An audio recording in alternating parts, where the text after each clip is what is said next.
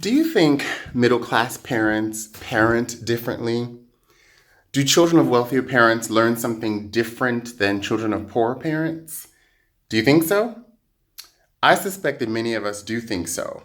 Many of us have heard the stop, no, don't of poor parents who often want to protect their children from being embarrassed, from doing something wrong or causing harm, or even breaking something that they can't afford.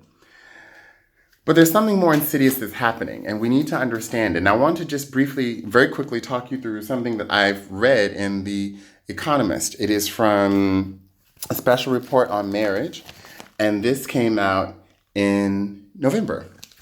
It's really interesting because you can just see from the picture, we talk about entitlement and why kids feel entitled. This article calls it concerted cultivation, where they fill their children's waking hours with music lessons, organized sport, and assorted mind-sharpening activities. But what is more interesting is what they say. They play more. They tend to respond to children's questions with questions of their own, not just no and stop.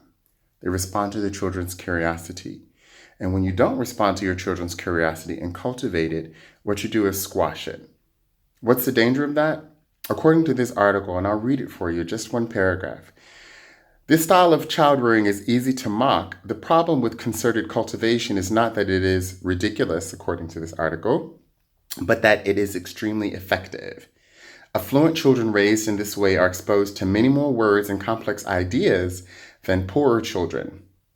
And this article goes on to say that those who have studied it say that especially upper middle class children became far better at negotiating with institutions to get what they wanted, skills that help them later in life.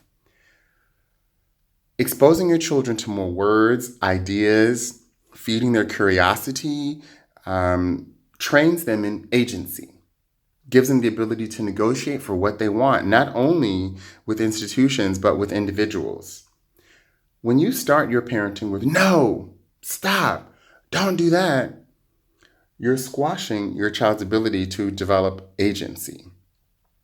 You are not giving them the cultural capital that they need to gain status and power in society. And this is very, very, very harmful.